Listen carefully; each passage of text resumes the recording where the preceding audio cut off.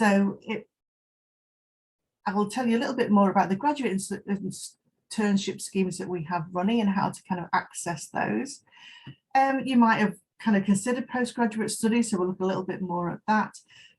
Some of you might actually be thinking about taking a gap year, so we can maybe start looking a little bit about kind of the pros and cons of a gap year, and then also maybe starting a business. So if you have a burning business idea, this might be something that's now is kind of the ideal time to go off and explore more about that. So that's what we're going to be covering today. But I think before you start, it's really important to kind of, I suppose, do a little bit of self-discovery. And particularly if you haven't done this already, or you're really starting at a position of, I just don't even know what jobs to apply for. I don't know kind of what my degree is suitable for. I don't know what my skills are suitable for. If you feel in that situation, then it's a good idea to spend some time alongside your kind of job hunting to get to know yourself a bit better. So maybe look at your kind of your strengths and your weaknesses, your interests, so what actually kind of interests you, what do you like doing, and also your values. Now, strengths and weaknesses are quite interesting, really, because strengths, the words strengths and skills tend to be kind of used interchangeably, but there's a little bit of a difference, really. So skills tend to be things that you've learned to do. So they're learned behaviors, kind of, so you've learned how to manage your time, you've learned how to talk to people, you learn how to give a presentation. And strengths are more kind of natural inclinations that you have, these things that you tend to be naturally good at. So if you really don't know kind of what your skills and your strengths are, it's always a good idea to do some kind of strengths analysis. And we have one available on our careers webpage that you might want to have a go at, just to give you a bit of feedback. And also it will help you, if you know what you're good at, when you're looking at job applications, or sorry, looking at job descriptions, you'll be able to see if you match well with them or not. So have a look at your strengths. Equally important, look at your weaknesses as well. Is there anything there that you know you'll need to develop to be successful in the career that you want to go into? Maybe budgeting is a big part of this, financial skills, numeracy, giving presentations. It could be looking at your IT skills. Everyone's got gaps somewhere, so maybe identify what you could be working on as well. Then you've got interests. So think about what actually do you enjoy doing? Do you enjoy kind of working with people? Do you enjoy working on a project? Do you enjoy having that attention to detail? What type of tasks are interesting to you? And also on the flip side of that, what would make a job completely unbearable to you? So is the idea of sitting in an office every day, having that kind of routine, does that fill you with dread when you know exactly what you're going to be doing every day? Or is that something you thrive on? Actually, I don't want to have to waste time thinking about kind of what I'm going to do today. I want to know what I'm going to do in the office. So look at your kind of interests. And then finally, your values as well. And to be honest, not many people look at these, particularly when they're starting off in their career. It only tends to be later on when they kind of become quite dissatisfied with work. I'm not sure why this isn't working for me. And it's usually because work isn't meeting their values in some kind of way. And when we talk about values, what we mean is something that's important to you in life and work. So for example, it could be money. You know, I really want to earn lots of money. I want to work to earn money. I want to be financially rewarded in the best way possible. Or it could be actually, I want to stay in a particular location. I want to stay in Liverpool, I want to stay in the Northwest, or I want to move to London. I want to work in a particular place. It could be that you want to work in a good team. It could be that you want to have good work-life balance. There's all sorts of things that are important to you, and they'll be individually kind of important to you. So again, there is a motivations questionnaire we've got on our webpage that can help you identify that if you don't know already. And obviously, I suppose, if money is something that interests you, then maybe the first port of call is to look at the top kind of the graduate employers who offer the best starting salaries for graduates, and maybe aim to apply for one of those. So this is all kind of groundwork. It's great to do this, whether you know what you want to do or you don't, just to do a bit of a benchmark really about how are you feeling about everything at the moment before maybe you move on to your next kind of graduate job. And let me just show you where you can find some assessments to help you.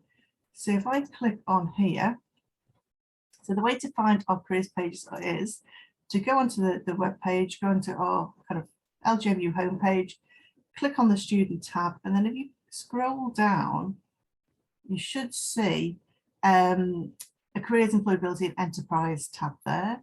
And if you click on Career Zone 24/7, this is where a lot of these assessments are kept. What you need to do is log in with your LJMU username and password. And just to say to you, if you are graduating this year, please remember to change your LJMU username and password in your kind of settings to your personal email address and create a new password so that you can still access this once you graduate. Because once you lose your LJMU password and username, then you won't be able to get into this. So make sure you update it with your own personal one. Let's click in here. So there's a whole different host of things that you will be able to access when the page loads up, and you may well have visited this before, but just to show you what I mean with the career assessments is, if you look at this tab here, we have a strengths assessment you could have a look at. We also have a motivations assessment there. There's all sorts of things, learning assessments, etc. So have a look at those. Another thing that you might want to have a go at is this Career Pulse for final years, which is almost like a self-assessment tool to work out kind of what your priorities at the moment are and what you can work on with regards to your skills and your development. Just while I'm on this page, what I also want to show you is that there is a job search tab there as well, which might be useful if you're not using it already. So has anybody used Career Zone 24/7 before? Anyone kind of had a go at any of those assessments?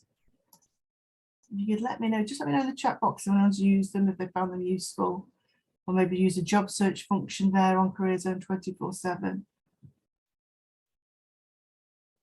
Haven't used before? Okay, well worth exploring. If you've got a bit of time, maybe just get a cup of coffee, sit down and work your way through the website. And what I'll do is I'll send a link to how you can find this as well, just to remind everybody. Great. I think some people have used it because they've had a kind of careers module as part of their course, or someone's come in and told them about it. But yeah, there's loads on there, so it's worthwhile kind of just investing a bit of time looking at the different tools. And like someone's mentioned there, so the CV360 is a great tool as well on there, which is a piece of kind of software which gives you feedback on your CV, and you upload your CV in its current form. It will take it through kind of a series of different tests and then give you some feedback on how to improve at the end as well. So that's always a good tool there. So thank you very much, everybody. It's great to see that you've used that already. Other things that you can have a go at as a starting point or alongside your job search could be to have a go at the Career Planner, which is on prospects.ac.uk. Again, this is another good website to have a look at if you haven't visited it already. There's all sorts of information on prospects. So there's stuff about kind of what you can do with your degree. There's lots of advice about how to apply for jobs and things. And this quiz here, basically it will ask you about your skills, your motivations, etc. You go through a series of questions and then tells you what kind of careers you're suitable for. There's also a job match quiz there as well, where you put similar information in and it actually generates jobs that you could apply for. So that could be something to have a look at. And also on our webpage, we have information like infographics, like this one here for biochemistry, which we put together for each program, and it will give you some ideas of jobs that are related to your degree program and also ones that are you can apply for with any degree. And that's quite important for everybody. If you're thinking, actually, I don't want to carry on with this degree program I've kind of been studying, then I think it's 50% of graduate jobs are available to people with any type of degree. It's more the fact that you are educated at degree level. That's the important thing. So lots and lots of information out there to help you with those career options. And of course, we're here to help you as well. So from guessing, for the majority of people, finding a good job after graduation is going to be the kind of key thing that you're going to be looking at. I suppose my kind of key message really is that organisations are recruiting. Don't think there aren't any jobs, particularly after the pandemic. There are lots of jobs still around.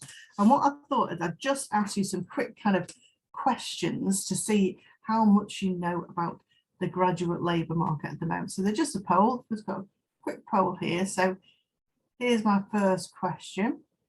So how many jobs were advertised in the UK in the last week of April 2022? So only a fortnight ago. I'd like to have a go if you'd like to vote on that. So how many jobs then do you think were advertised? Let's see how kind of what your feelings are about the graduate labour market at the moment.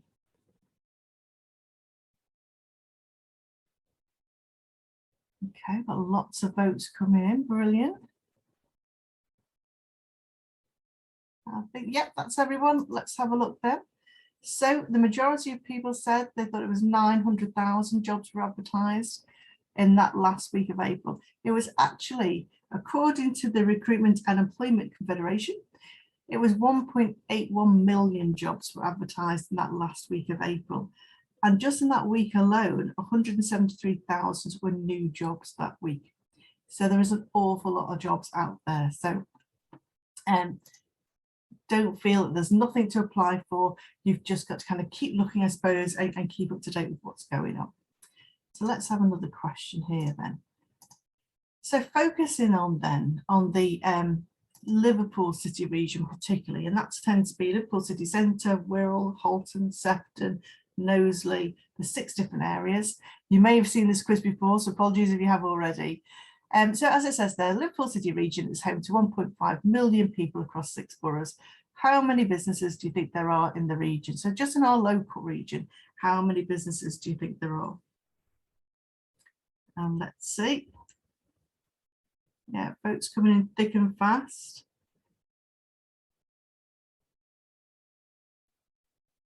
So what's everybody think?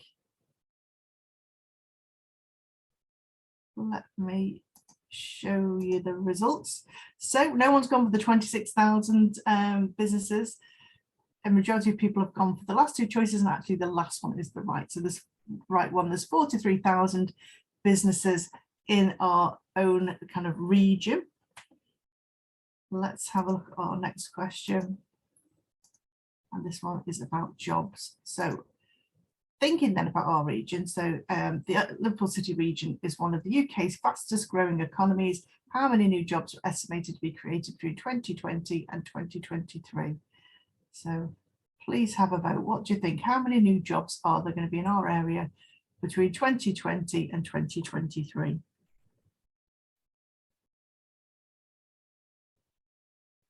I can see the votes coming in. Anyone for a last vote before I show you the results? Okay, let's have a look. So again, no one's gone for the first option there. Majority of people have gone for the middle and the final one. And yes, you're right. You went for 11,600. That is exactly how many jobs there are planned to be in our area alone between 2020 and 2023. But obviously there are going to be millions of jobs all over the country as well. And it's quite interesting, really, when I was doing a bit of research for this particular webinar. I found a statistic that said that 53.1% of graduates of LJMU actually stay in the Liverpool City region once they graduate. And actually 75.4% stay in the Northwest. So there's quite a lot of people who kind of do stay in the area even once they've graduated. And it's encouraging to know that there's going to be lots of jobs out there as well to help you do that, to stay in this area. So there's the message. Things are positive. Don't feel that there's nothing to apply for. So it'd be really useful to know from you then, if you have been applying for jobs, where have you been looking? What kind of, I suppose, methods have you been using? What websites have you been looking at, etc.? And it'd be great if you could put that in the chat box. Let us know, where have you been looking for jobs so far, just to get a feel for how people have been looking for their next kind of stage jobs, whatever they might be. So what kind of methods have you been using? Okay, and it'd be great if you could put that in the chat box for me. Let's see what everybody has been doing.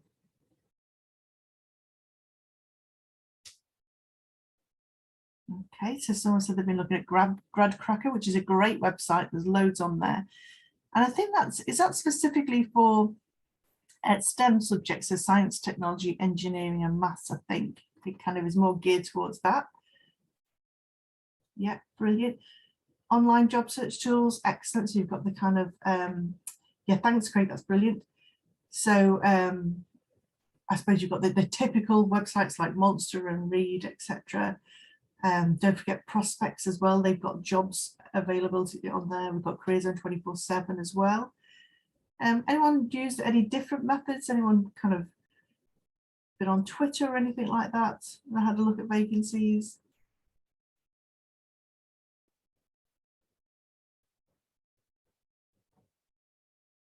Okay, so it seems to be the kind of traditional routes that people have used, which is exactly where most people would start. And it's good that you're being out there and being active and using them.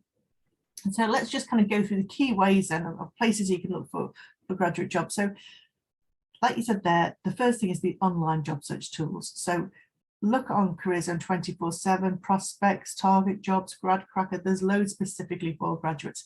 And you can check, you can put in your preferences and set up alerts for jobs as well on these websites. So I'd strongly recommend you do that. Because when you're looking for jobs, when you're kind of starting that job search, you want to cast your net wide. You want to use as many different methods as you can to get the message out, to get as much information about you can about kind of what jobs are out there. So definitely that is a great place to start. Other things, if you're not on LinkedIn already, you might want to set up a profile. And once you're on there, even if you don't make your profile public, it will help you do your research. So you can, once you're kind of a member of LinkedIn, you can research into organizations that have got jobs available. You can apply through LinkedIn as well. So some have an easy apply option where if there's a job that you like and you want to apply for it, you apply with your LinkedIn profile. So you don't even have to fill in an application form. Social media is great as well, because if you know who you'd like to work for, so for example, if you know you want to work for the BBC, NHS, whatever it might be, follow them on LinkedIn, on Twitter, Facebook, Instagram, whatever it might be. And you will find out, you'll be the first people to find out then when they're starting to recruit for particular jobs. They'll advertise those on there first. So it's always a good idea to have that kind of immediate information. Come along to careers fairs. They've been either virtually held kind of over the last couple of years because of the pandemic, where they've been online. We've also had some in-person careers fairs where you can come along and literally meet employers and see what vacancies they have on offer. And once you graduate, you can still come along to these. Don't feel that you are no longer part of the university. You can still access these careers fairs once you've kind of finished and graduated. Yeah, we've got the traditional job sites as well, like Reed and Monster, etc. Have a look at those, register for those. There are some specific graduate recruitment agencies as well that you could sign up with. I would always say, yes, kind of make the most of signing up with graduate recruitment agencies, but just be aware that they will only be looking at probably at filling the jobs that they've got at that moment. So it's worthwhile keeping in touch with them to say that you're interested and available for work, and also never join an agency that asks you to pay for anything. So there's another option. Got graduate schemes, so keep your eye out again for graduate schemes. They're a great starting point for anyone who is looking at their career. As I said, this year's kind of round of recruitment is fully finished, so keep your eyes peeled for the autumn when all of the graduate schemes tend to be advertised. So keep looking for things like the Civil Service Fast Stream is a particularly good one. The NHS do a really good one. All the retail organisations like M&S, etc., will all run graduate schemes, and they'll start around autumn to start recruiting. Network. So this is kind of an undervalued skill, really. The problem with all of these other places like the online jobs boards, etc., is that if you can see that job, so can thousands of other people. So what you really ideally want to do is to access jobs before they become public. And networking is a great way to do that. It's just spread the word, get the message out to people who you know, who can then maybe be your eyes and ears to look for jobs that might be coming up that haven't yet been been advertised. And then kind of building on from that, if you are feeling brave enough, what you can do is send off a speculative application. And this is where you write a letter to or an email to an organisation that you'd like to work for, preferably the department that you'd like to work in, just explaining who you are, what you can do, and asking if there's any vacancies available, or asking if you can go in and talk to them about the type of work that you do. Just to kind of, I suppose, get to know a little bit more about what that organisation does, and also just to build up that relationship with them as well. So hopefully they'll bear you in mind if something comes up in the future. So there's some other things there to think about if you haven't tried those already. Okay. Now this is something that's on offer at the moment, and it might be of interest to you if you're not sure what to go on to next. This is a scheme which is funded by the European Union. And it's called Graduate Futures. If you're at a webinar that I ran yesterday with Charlotte, She told people all about this as she runs the project. But let me just give you kind of a quick overview of it. At the moment, there are internships for level 5 and level 6 students and also graduates. So they're part-time during term time and full-time over the summer. There's also 12-month graduate roles for people who are graduating this year with a starting salary of around £17,901. So that might be an option for you. They're all based in the Hull City region. And if you're interested, there's a QR code there where you can kind of access and sign up for this. And there's a website there, but don't worry about accessing those now because I can send you these slides and you can have the information at a later date. But that might be something else to think about. Other things that you might want to consider are also things like further study, working for yourself and taking a break and travel. Has anybody got ideas of kind of trying any of these? Anyone thinking about further study or setting up your own business or maybe taking a year out? Let me know if that's something that's of interest to you. If you put that in the chat box, that would be great. So further study is a great way of progressing to a higher level. And in some cases, it's essential. You can't be a teacher, for example, unless you've done a teaching degree without doing a PGC afterwards. You have to have that further kind of level qualification. And also to specialize, for example, if you're a psychology student and you want to specialize in a particular area, you need to have that further study. So it's brilliant to kind of enter a profession or maybe even to have a career change as well if you want to go into a different direction. However, it can be expensive. But there are loans available from the government, so that might be worth looking into. You also usually need quite a high level of a degree, so first 2-1, and it can be hard work and time consuming. And if you've spent 3 or 4 years already working hard, the thought of doing another year, 2 years might not be appealing to you.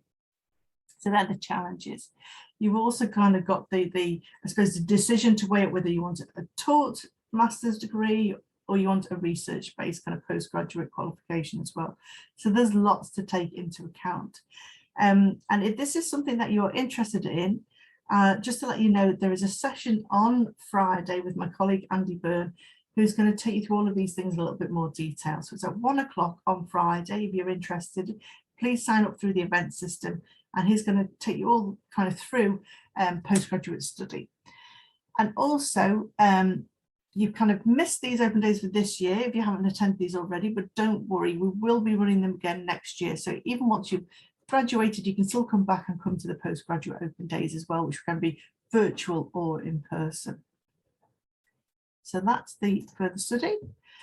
If you are just looking at getting any kind of job at the moment, you just want to earn some money, then I'd really recommend that you sign up with UniTemps if you haven't done already. So this is our student kind of recruitment agency, and they find part-time jobs and temporary jobs for students and recent graduates.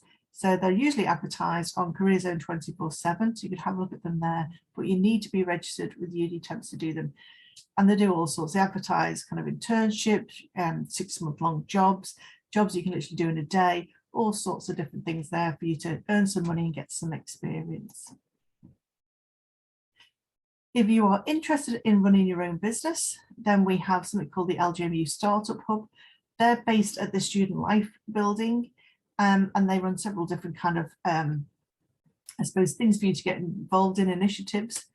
Tomorrow, they're starting something called a Startup Sprint, which is for anybody who's got a business idea and would like to explore it further. So they have sessions running on a Wednesday from tomorrow until the 1st of June in the Student Life building.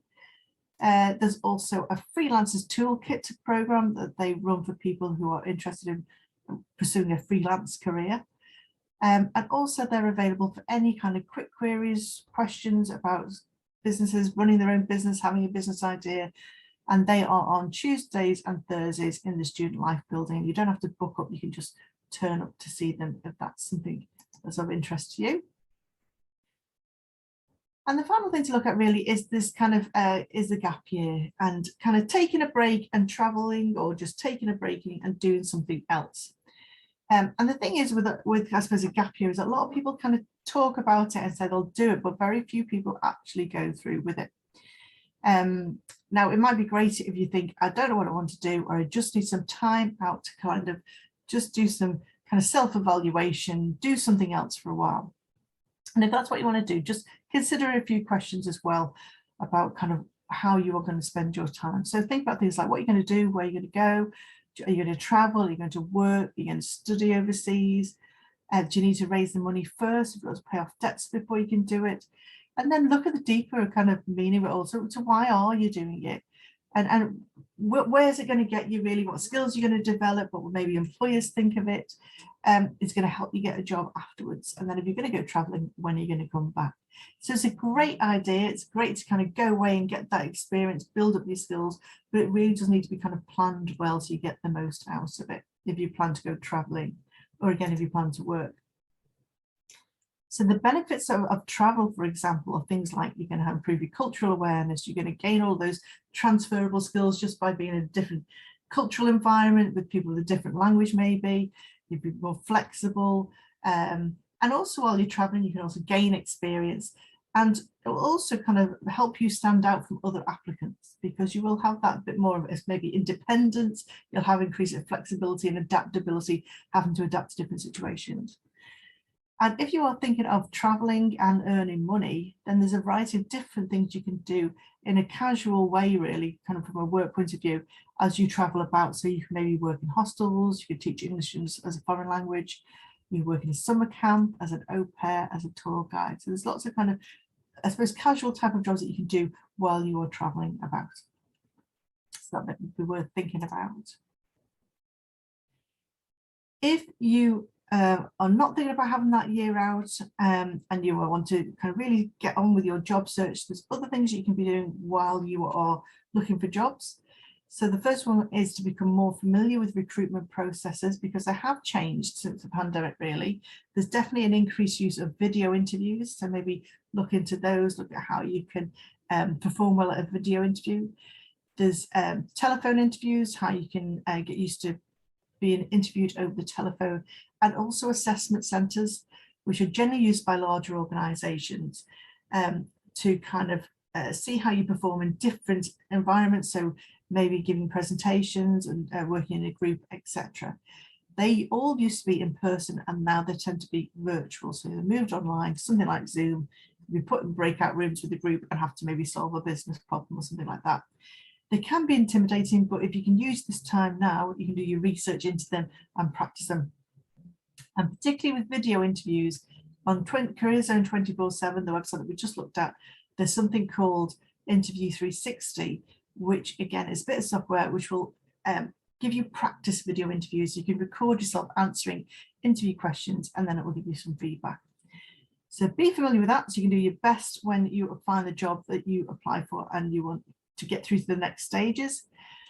Other things you can do are maybe look for temporary jobs. You can maybe do some freelance work and maybe not get paid at all and get some work experience. So when you are approaching employers, maybe ask them to go and work shadow or get some work experience. You might need to relocate, particularly if there's a particular type of job you want and it's not available in this area. Look for jobs with any degree, or maybe even try some volunteering work to get yourself out there using your skills and building up your confidence. I suppose it can be quite a lonely time, really. Once you've graduated, you can feel quite alone. So do things that are going to make you connect with other people as well. So I hope that's given you some idea of what's available and what's out there. It'd be great if you could just let me know, maybe by putting in the chat box, has anybody got any ideas? What are you going to do next? What are you going to do after this webinar today? It could be the slightest, smallest thing, like I'm going to go and tell somebody that I wanted to look for a job in this area. Or I'm going to speak to my lecturer, see if they've got any advice about jobs in engineering or whatever it might be. It could be that I'm going to look on the website. Just any idea of what you're going to do as a result of this webinar today.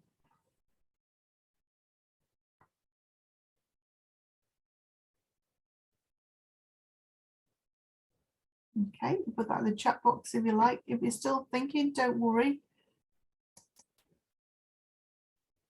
And just to let you know, so we're still here for you. Even after you graduate, you still have lifelong access to the careers team. So you can have one-to-one appointments. You've got access to our website. Make sure that you update the details with your personal email address. You can still sign up with Unitemps and come along and see us if you need any help.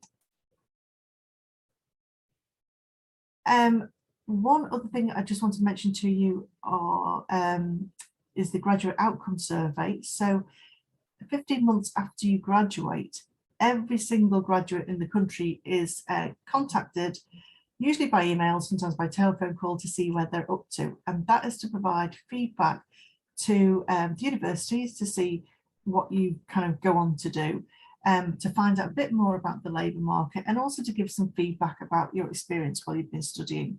So if you do get an email or a phone call 15 months after you graduate asking what you're up to, don't panic. It is a legitimate thing, and it's run by the Higher Education Statistics Agency, so it is above board. So great. Some people have got some suggestions that you're going to explore some new things from the website, from the webinar. Some people are going to look at gap year options. Someone's already signed up for graduate futures. Brilliant. It's great to see that you're all being so proactive already. It's excellent. And remember, we've got loads more webinars running this week. There's also a good one on Friday, which is being delivered by the wellbeing team and the finance team, about, I suppose, looking after yourselves once you graduated, because, like I said, it can be quite a lonely, tricky process, really. So if you just want to help about kind of how to manage maybe your mental health, how to manage your finances once you've graduated, then please book onto the session. It's a webinar and it's at 10 o'clock on Friday, and it'll be on our events pages. Brilliant. Someone said they're going to look into the business startup help. Excellent. Come and see us. Come and make use of your services. And like, if you don't have a chance now, you can still come back maybe in September or whenever you have more time to think about things.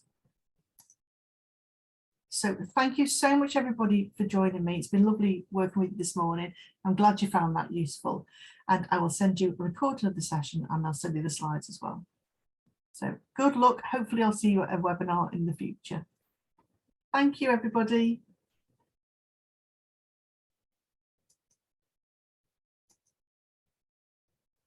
Thanks very much.